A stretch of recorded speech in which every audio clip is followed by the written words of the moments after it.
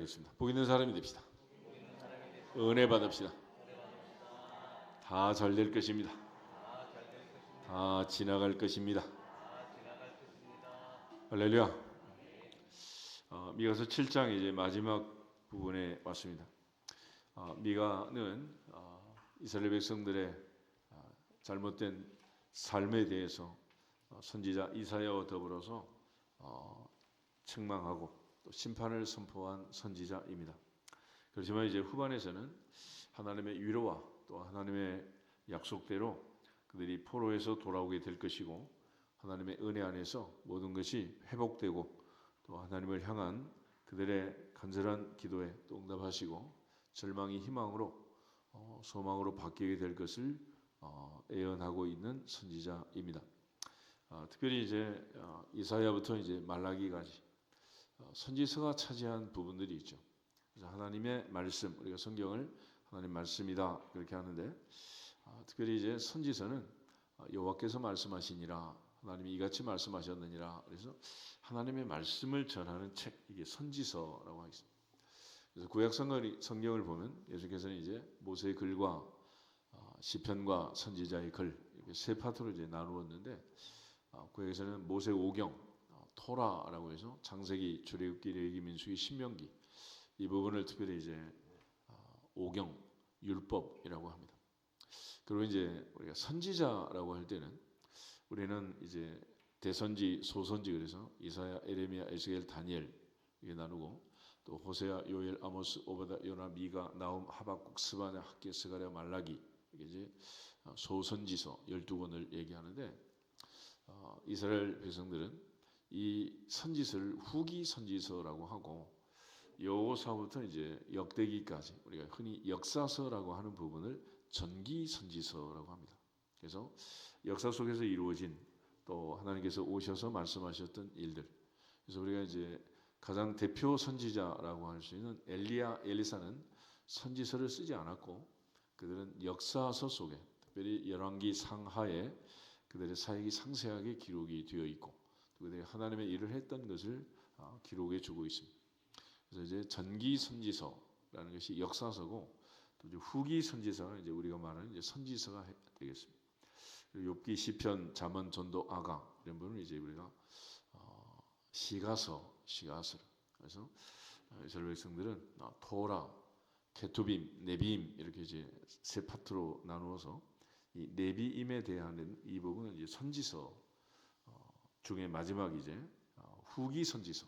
그 중에서도 우리는 지금 소선지서의 미가서를 보고 있습니다. 미가서 6장에 있는 가장 중요한 하나님의 뜻이 있었는데 우리 미가서 6장 다시 한번 보겠습니다. 6절에서 8절 하나님이 진짜로 원하는 것, 하나님 우리에게 바라시는 것, 또 어떻게 살아야 하느냐 하는 삶을 미가가 당시의 사람들의 신앙생활과 빗대어서 교훈하고 있습니다. 6절 내가 무엇을 가지고 여호와 앞에 나가며 높으신 하나님께 경배할까? 내가 번제물로 1년 된 송아지를 가지고 그 앞에 나갈까? 여호와께서 천천의 순양이나 만만의 강물 같은 기름을 기뻐하실까? 내 허물을 위하여 내 맏아들을 내 영혼의 죄로 말미암아 내 몸의 열매를 드릴까? 사람아 주께서 선한 것이 무엇임을 내게 보이셨나니 여호와께서 내게 구하시는 것은 오직 정의를 행하며 인자를 사랑하며 겸손하게 내 하나님과 함께 행하는 것이 아니냐. 아멘. 선지자 이사야의 말씀도 마찬가지고 미가의 말씀도 마찬가지고 이 많은 제물들, 천천의 순양이나 만만의 강물 같은 이 기름으로 제사 드리는 이것들이 하나님을 기쁘시게 할 수 있겠느냐.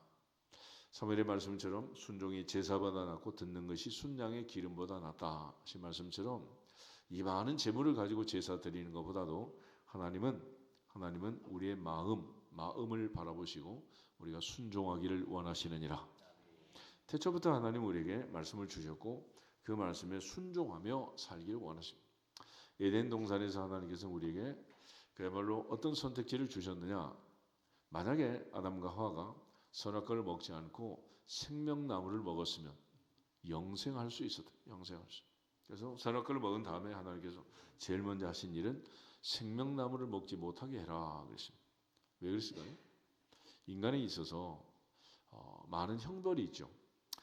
나라마다 이제 요즘 사형 제도라는 게 있고 그걸 대부분 나라가 이제 시행하지 않고 있습니다. 그런데 그보다 더 무서운 죄가 있어. 무기징역이네. 무기징역. 무기징역 언제까지 감옥살이 하는 거예요? 언제까지? 죽을 때까지. 그러니까 하나님이 인간에게 만약에 생명나무를 먹어서 우린 언제까지 고통 속에 살아야 돼? 죽을 때까지. 그야말로 죽지도 못하고 그 고통 속에 사는. 그래서 그렇게 살지 않도록 해라. 그러니까 오래 산다고 되는 게 아니라 요즘은 이 100세 시대는 100세 시대 축복이냐 재앙이냐 그러잖아요. 하나님이 주신 은혜 안에서 우리가 행복하게 살면 100세 아니라 창세기 5장에 있는 아담의 후예들처럼 900년 1000년을 살아도 복이 있겠지만은 죄짓고 고통 속에 있다면은 하루라도 얼마나 힘들고 어려운 인생을 살겠어요. 그래서 하나님께서 그걸 허락하지 않고 생명나무를 못 먹게 한 거예요. 그러니까 에덴 동산의 선택지 중에 먼저 생명나무를 먹었으면 얼마나 좋았겠어요. 근데 인간은 어리석게 유혹을 이기지 못하고 결국은 사탄의 미혹에 선악과를 먹고 결국 이 가시덤불과 엉겅퀴어 있는 세상에 쫓겨나서 고생을 하고 사는. 그래서 이 미가 당시에 많은 사람들은 이 재물이 자기들의 죄를 대속하고 송아지만 양이나 비둘기만 죽으면 그걸로 되는 줄 알았다.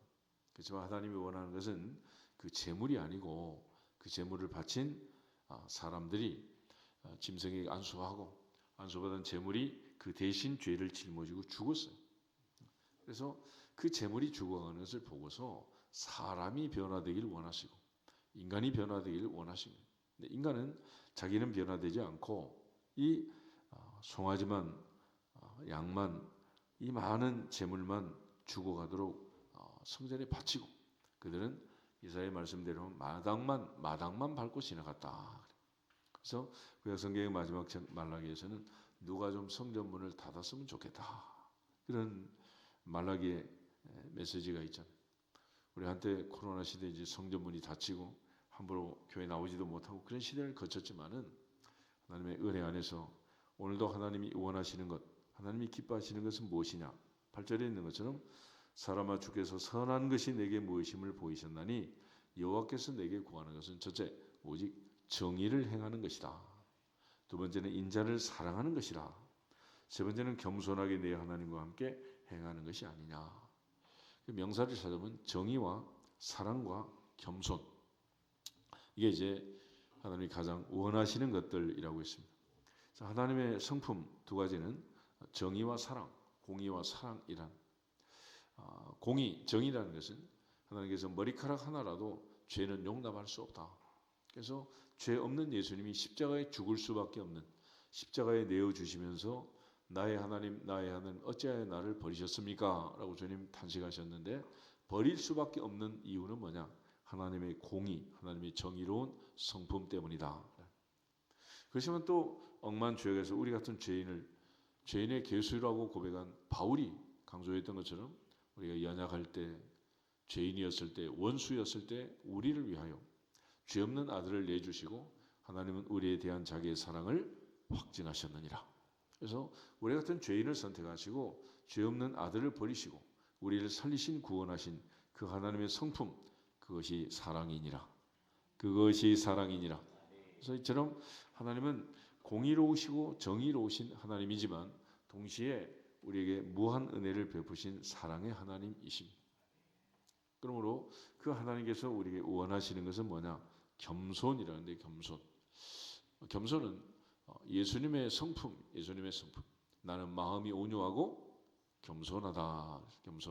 빌립보서 2장에 하면 하늘 보좌를 버리고 하나님과 동등됨을 취할 것을 위하지 않고 자기를 비워 종의 형체를 가지고 십자가에 죽기까지 복종하신 주님의 마음, 주님의 성품은 겸손이다.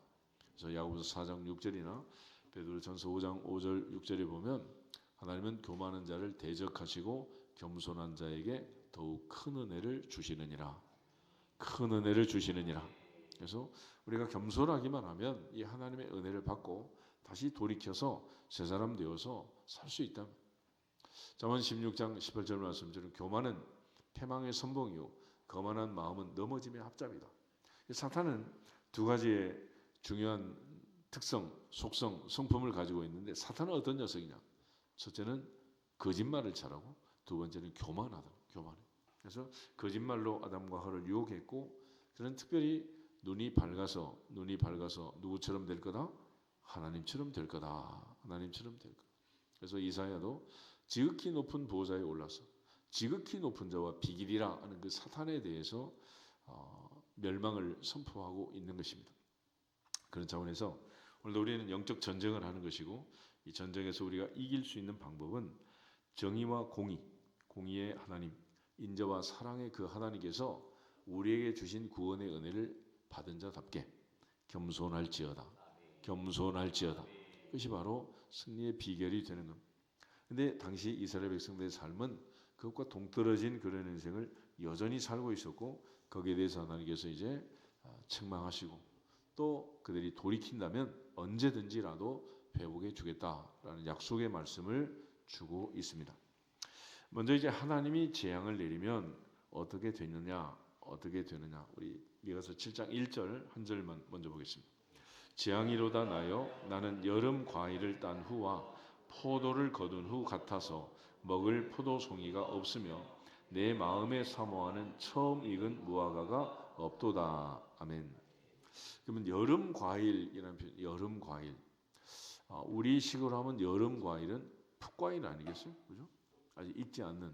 그런데 이스라엘 나라는 기후가 지중해석 기후이기 때문에 여름 과일은 뭐냐면 그야말로 똑 떨어지기 전에 홍시처럼 다 익은 열매. 그리고 이제 여름 과일 그랬습니다. 그래서 선지자 아모스도 이스라엘 백성들을 책망할 때 그들에게 준 환상 중에 여름 과일 한 바구니를 얘기합니다. 그래서 하나님께서 그들에게 진노하시면 그들은 더 이상 나무에 매달릴 수 없고 그들은 더 이상 하나님의 은혜를 받을 수 없는 그런 벌을 받을 수밖에 없다라는 걸 강조합니다. 그래서 여름 과일은 다 익은 내버려둬도 이제 떨어질 수밖에 없는. 그래서 때가 차고 죄가 관영해서 이제는 더 이상 봐줄 수 없다. 하나님께서 노아 당시에도 120년의 기간을 줬어요. 그 기간이 뭐냐? 아직 때가 덜 찼다. 아직 죄가 덜 꽉 찼다. 그래서 꽉 차는 그때까지 하나님께서 내버려 두시고 스스로 멸망할 수밖에 없는 그때를 기다리게 됩니다. 그러니까 하나님이 인간 지었음을 한탄하고 후회했던 것은 인간이 지은 죄가 세상에 가득 차고 꽉 차서 이제는 더 이상 기다릴 것도 없고 내버려 둬도 망할 수밖에 없는 그런 자리에 왔다라는. 그런 차원에서 이제 선지자 이사야처럼 미가도 또 아모스처럼 미가도 여기 여름 과일을 예로 들어서 이제는 포도도 다 떨어지고 무화과도 떨어지고 내버려둬도 과일들이 떨어질 수밖에 없는 그런 상황에 온 것을 얘기하고 있습니다. 2절부터 우리 6절 계속해서 한번 더 보겠습니다. 경건한 자가 세상에서 끊어졌고 정직한 자가 사람들 가운데 없도다. 무리가 다 피를 흘리려고 매복하며 각기 그물로 형제를 잡으려 하고 두 손으로 악을 부지런히 행하는도다. 그 지도자와 재판관은 뇌물을 구하며 권세자는 자기 마음의 욕심을 말하며 그들이 서로 결합하니 그들의 가장 선한 자라도 가시 같고 가장 정직한 자라도 찔레 울타리보다 더하도다. 그들의 파수꾼들의 날 곧 그들 가운데 형벌의 날이 임하였으니 이제는 그들이 요란하리로다. 너희는 이웃을 믿지 말며 친구를 의지하지 말며 내 품에 누운 여인에게라도 내 입의 문을 지킬지어다. 아들이 아버지를 멸시하며 딸이 어머니를 대적하며 며느리가 시어머니를 대적하리니 사람의 원수가 곧 자기의 집안 사람이리로다. 아멘. 하나님께서 진노하시고 벌을 내릴 수밖에 없는 여름 실과처럼 이제 내버려둬도 떨어질 수밖에 없는 이스라엘 백성들의 영적 상태가 이러했다는 거예요. 그러니까 모두가 다 죄를 짓고 악을 행하고 도저히 세상에서 더 이상 신뢰를 가지고 살 수 없는 사람 사이의 모든 신뢰가 깨어진 신용이 깨어진 그런 나라가 그런 시대가 되었다라는. 여러분 주머니 전부 다 카드 가진 카드. 그 카드의 이름이 뭐요? 크레딧 카드? 신용 카드 아니에요? 그러니까 사회 체제가 이 신용이 무너지면 사회는 무너지는 거 아니겠어요? 그러니까 우리가 카드를 주고 얼마 돈을 주고 얼마의 값을 매기고 그렇게 사고 파는 이런 신뢰가 깨지면 더 이상 사회는 유지되지 못한다. 그런데 당시 사회는 모든 신뢰가 다 끊어졌다. 도대체 믿을 수 있는 사람이 하나도 없는 그런 세상이 되고 말았다. 그래서 2절에 경건한 자는 세상에서 끊어졌다. 정직한 자는 사람들 가운데 없다. 그러니까 한 사람도 믿을 사람이 없는 그런 시대가 되었습니다. 또 무리가 다 피를 흘리려고 매복하여 각기 그물로 형제를 잡고 두 손으로 악을 부지런히 행한다. 이런 비참한 그런 시대가 되고 만 것입니다. 거기다 특별히 지도자와 재판관은 뇌물을 구하고 권세자는 자기 마음의 욕심을 말하고 서로 결합해서 가장 선한 자라도 가시 같고 가장 정직한 자라도 찔레 울터리보다 더하다. 권사님 기도한 것을 우리가 지도자를 위해서 기도해야 되고 예레미야 선지자가 포로로 잡혀간 바벨론 그 악한 나라를 위해서라도 기도해라. 왜냐하면 우리가 평안하기 위해서. 우리가 평안하기 위해서. 대통령 정치를 잘해서 노벨상 받으면 좋겠지만은 그렇지 않아도 정치 잘하면 누가 편한 거예요? 우리가 편하죠. 그러니까 범사에 다 하나님께 기도하고 부르짖는 것은 나를 위한 일이다. 그런데 내 삶이 편해야 되는데 세상에 이런 지도자와 악한 자들이 가득 차 있으면 억울하면 어디에다 호소하고 재판을 하면 무엇을 하고 우리가 어떻게 살아갈 수가 있겠어요? 그래서 특별히 4절이면 그들의 파수꾼이라는 표현이 나와 있는데 이 파수꾼은 영적 파수, 그러니까 영적 질서를 유지하고 경비를 하는 사람, 눈에 보이는 군인, 경찰 이들이 이제 질서를 유지하지만은 영적 질서를 유지하는 것은 선지자와 제사장과 왕들과 이 지도자를 하나님이 세운 왕들이 해야 되는 건데 그들이 전부 다 불법을 행함으로써 그들 가운데 형벌의 날이 임했다. 이제는 그들이 요란할 것이다. 더 이상 하나님 볼 수 없는 그런 시대가 지금 다가오고 있다는. 심지어 5절 6절에 보면 아무도 믿지 마라. 아무도 믿지 마라 그러죠. 이웃을 믿지 말고 친구를 의지하지 말고 내 품에 누운 여인도 믿지 말고 남편과 아내도 믿지 말라. 거기다 심지어 아들 아버지 사이에도 믿을 수 없고 딸과 어머니 사이에도 며느리와 시어머니 사이에도 믿을 수 없는 그런 시대가 옵니다. 예수님께서 이 말씀을 인용해서 원수는 집 안에 있다 그렇게 말했는데 이 얘기는 반대로 얘기하면 하나님만 믿을지어다. 주만 바라볼지어다. 세상에는 믿을 사람이 없다. 그래서 사는 길은 사람을 의지하는 게 아니라 하나님을 의지하는 그 사람이 복이 있도다. 시편 146편 잠깐 한번 보겠습니다. 1절에서 5절에 있는 말씀. 시편 146편 1절부터 5절에 있는 말씀 가지겠습니다. 할렐루야. 내 영혼아 여호와를 찬양하라. 나의 생전의 여호와를 찬양하며 나의 평생에 내 하나님을 찬송하리로다. 귀인들을 의지하지 말며 도울 힘이 없는 인생도 의지하지 말지니 그의 호흡이 끊어지면 흙으로 돌아가서 그날에 그의 생각이 소멸하리로다. 야곱의 하나님을 자기의 도움으로 삼으며 여호와 자기 하나님에게 자기의 소망을 두는 자는 복이 있도다. 아멘. 시편 146편은 인간의 한계. 인간은 흙으로 사람을 빚으시고 그 코에 생기를 넣어서 생명이 되었다. 인간은 마지막에 왜 죽느냐? 그러면 숨 쉬지 못해서 숨 쉴 힘이 없어서 죽는 거예요.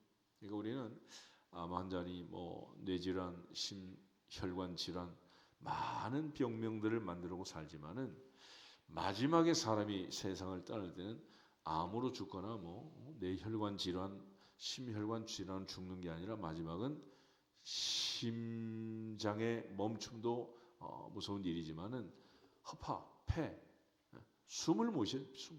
그래서 마지막에 가실 때는 대부분의 사람들이 폐에 염증이 생기고 더 이상 허파가 작동하지 않아서 숨을 쉬지 못해서 죽는 거예요. 그래서 그 옛날에 왕들이 세상을 떠나면 몸을 못 만지니까 특별히 코 앞에 무명실을 갖다가 대고 숨을 쉬는지 안 쉬는지 체킹을 한 거예요. 그러니까 인간은 결국 호흡이 끊어지면 흙으로 돌아간다. 호흡이 끊어지면. 그게 인생이에요. 인생. 그러니까 그 연약한 인생, 그의 생각이 그날에 다 소멸하는 그 허망한 인생을 의지하지 마라. 그래서 인간을 의지하지 말라는 거예요. 그렇지만 하나님은 전능하사 천지를 창조하셨고 전지전능하시고 무소부재하시고 영원부터 영원까지 어제나 오늘의 영원토록 변함없는 주님. 할렐루야. 그래서 그 주님을 의지하고 그 하나님을 자기의 도움으로 삼는 자는 복이 있도다. 그런 차원에서 우리가 엄마 아빠를 믿지 말고 뭐 친구를 믿지 말고 살아라. 그런 얘기보다도 내가 엄마 아빠를 믿는 것보다 친구를 믿고 의지하는 것보다 남편과 아내를 의지하는 것보다 더 하나님을 의지하고 하나님만 바라볼지어다. 그렇게 사는 게 복이라. 그래서 구약에 있는 모든 선지자들의 메시지는 한결같이 하나님을 찾아라. 그래야 산다. 그래야 복이 있다라고 말씀하는. 우리 아모스 5장을 한번 찾아보겠습니다. 아모스, 호세아, 요엘, 아모스 5장 4절부터 6절 세 절만 같이 한번 보겠습니다. 아모스 5장 4절. 아모스 5장 4절. 여호와께서 이스라엘 족속에게 이와 같이 말씀하시기를 너희는 나를 찾으라 그러면 살리라. 베델을 찾지 말며 길갈로 들어가지 말며 브엘세바로도 나가지 말라. 길갈은 반드시 사로잡히겠고 베델은 비참하게 될 것임이라 하셨나니 너희는 여호와를 찾으라 그러면 살리라. 그렇지 않으면 그가 불같이 요셉의 집에 임하여 멸하시리니 베델에서 그 불들을 끌 자가 없으리라. 아멘. 아모스에게도 마찬가지입니다. 베델을 찾지 말라. 길갈로 들어가지 마라. 브엘세바로 나가지 말라. 당시에 북쪽 이스라엘은 베델과 단의 금송아지 우상을 만들고 있었습니다. 베텔은 집이고 엘은 하나님인데 하나님의 집이라는 이름을 가진 이 베델에 금송아지가 모셔져 있었다.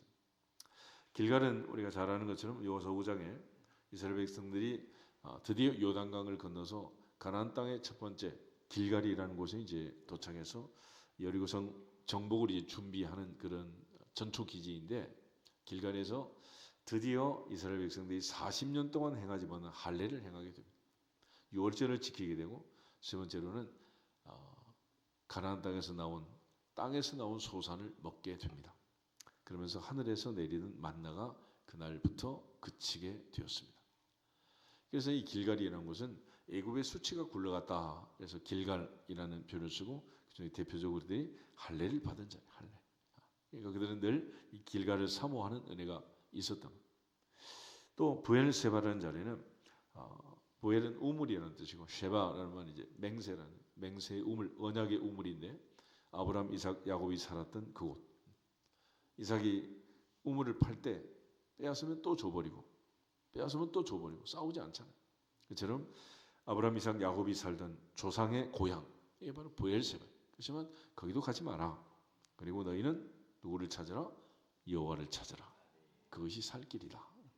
그러니까 아브라함에게도 고향과 친척과 아비 집을 어떻게 하나?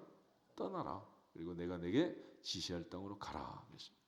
그런 측면에서 시편은 야곱의 하나님을 자기의 소망을 두는 자, 야곱의 하나님에게 자기의 소망을 두는 자는 복이 있도다. 복이 있도다. 그런 의미에서 다시 한번 인사하겠습니다. 복 있는 사람이 됩시다. 하나님만 의지하는 자, 진정으로 복이 있는 사람이죠. 그래서 미가는 더 이상 믿을 수 있는 사람이 없다. 아무도 믿을 수 없다. 누구도 못 믿느냐? 내 마음 나도 몰라. 나도 못 믿는데 누구를 믿겠어? 누구를? 그래서 철저하게 처절하게 하나님을 믿으면 하나님의 은혜 안에서 하나님께서 은혜를 주시고 만남을 주시고 또 우리 인생에 다친 분들은 여시고 맺힌 분들은 풀어서 하나님께서 약속하신 새하늘과 새 땅에 이르기까지 복을 주실 줄로 믿습니다. 그래서 항상 사람을 믿기 전에 하나님을 믿고 하나님의 은혜 안에서 범사에 우리 모두가 서로에게 유익을 주는 믿음의 동지, 믿음의 친구들이 될 수 있기를 주 이름으로 축복합니다. 그래서 이제 오늘 7절부터 나와 있는 말씀 보면 진실로 우리가 믿고 의지할 분이 누구냐? 7절 한 절만 보겠습니다. 오직 나는 여호와를 우러러보며 나를 구원하시는 하나님을 바라보나니 나의 하나님이 나에게 귀를 기울이시리로다. 아멘. 그래서 우리가 사는 길은 내가 하나님께 기도하고 하나님께서 내게 응답하시면 그것이 최고의 길이고 최선의 길이고 가장 복된 길이다. 할렐루야. 그렇게 살라. 그러니까 사람에게 도움을 구하지 말고 하나님께 도움을 구해라. 미가는 마지막 때에 우리에게 부탁하는 것이 바로 그거. 앞으로 살면서 사람에게 손 벌리지 말고 사람을 의지하지 말고 사람을 통해서 뭔가 받으려고 구하려고 얻으려고 세상에서는 줄서기를 잘해야 된다 그러지만 우리는 하나님이 운영하는 새벽반에 와서 하나님 앞에 엎드리고 하나님께 구하면 하나님께서 새벽마다 광야 40년 이스라엘에게 만나를 주신 것처럼 오늘도 우리에게 신령한 은혜와 복을 주실 줄로 믿습니다. 궁극적으로 그것이 우리의 살 길이고 그것이 우리가 살아가는 방법이라는 것을 강조합니다. 그래서 오직 하나님만 신뢰해라 라는 것. 8절에서 우리 10절 말씀 계속해서 한번 더 보겠습니다. 나의 대적이여 나로 말미암아 기뻐하지 말지어다. 나는 엎드러질지라도 일어날 것이요 어두운 데 앉을지라도 여호와께서 나의 빛이 되실 것임이로다. 내가 여호와께 범죄하였으니 그의 진노를 당하려니와 마침내 주께서 나를 위하여 논쟁하시고 심판하시며 주께서 나를 인도하사 광명에 이르게 하시리니 내가 그의 공의를 보리로다. 나의 대적이 이것을 보고 부끄러워하리니 그는 전에 내게 말하기를 내 하나님 여호와가 어디 있느냐 하던 자라. 그가 거리에 진흙같이 밟히리니 그것을 내가 보리로다. 아멘. 이런 하나님을 역전의 하나님, 역전의 하나님. 하나님이 개입하시면 내 삶은 반전의 반전을 거대하고 마침내 대적과 역전시키시는 하나님. 할렐루야. 그러니까 도저히 있을 수 없는 일이 일어나게 하시는, 세상에서 흔히 말하는 미라클, 기적이라고 하는 것들이 왜 일어나느냐? 하나님이 개입하시면, 하나님이 내 인생에, 내 삶에 찾아오시면 우리 인생에도 역전이 일어나고 기적이 일어나게 될 줄로 믿습니다. 그런 측면에서 기도하는 자, 하나님께 부르짖는 자, 그 사람에게 하나님이 가장 큰 복을 주시는 겁니다. 광야 40년의 광야 법칙을 강조했던 법칙이 있습니다. 첫째는 부르짖는 것이고, 두 번째는 가만히 있는 것이고, 세 번째는 원망하는 원망. 그런데 원망하던 백성들은 모조리 여호수아 갈렙을 빼고 가나안 땅에 엎드러지고 말았습니다. 홍해바다를 건널 때 그들이 모세로 하여금 홍해바다를 하나님이 가르칠 때 부탁한 말이 있습니다. 제발 제발 제발 너희는 가만히 있을지어다. 가만히 있을지어다. 이 세상에 제일 힘든 것 중에 하나가 뭐냐? 가만히 있는 게 힘들어. 가만히. 그래서 애들이 이제 커서 청년부쯤 되니까 지금 1시간 예배를 드리고 있잖아. 애들이 요즘 가만히 있지는 못해. 가만히 있지. 인생사가 다 마찬가지다. 가만히 있어. 가만히 있어. 그래서 모든 삶이 가만히 있으면 되는 건데 가만히 있지를 못하는 거죠. 그런데 최선은 뭐냐? 부르짖는 것이다. 너는 내게 부르짖으라. 내가 내게 응답하겠고 내가 알지 못하는 그 은밀한 일을 내게 보이리라 그랬잖아요. 그러니까 하나님께서 우리의 주신 은혜 안에서 최선의 길을 택해서 부르짖고 오늘도 하나님께 영광을 돌리는 주의 은혜와 응답으로 하나님이 약속하신 하늘의 복과 땅의 복을 누리는 우리 모두가 되기를 주 이름으로 축복합니다. 그렇게 해서 부르짖는 자에게 주시는 은혜를 12절 13절이 기록하고 있는 것. 다시 읽고 기도하겠습니다. 내 성벽을 건축한 그날에는 아수르에서 애굽 성읍들에까지, 애굽에서 강까지, 이 바다에서 저 바다까지, 이 산에서 저 산까지의 사람들이 내게로 돌아올 것이나 그 땅은 그 주민의 행위의 열매로 말미암아 황폐하리로다. 아멘. 권성징악에 의해서 하나님께서는 반드시 순종하는 자에게는 복을 주시고 불순종하는 자는 저주를 받는다. 신명기 말씀처럼 오늘도 들어도 나가도 순종해서 복을 받는 주인공들이 되시기를 주님의 이름으로 축복합니다. 여기서 앞서는 인사하고 기도하겠습니다. 순종해서 복을 받읍시다. 다같이 주 예수 그리스도 이름으로 순종할지어다 선포하고 기도하겠습니다. 주 예수 그리스도 이름으로 순종할지어다. 순종할지어다. 순종할지어다.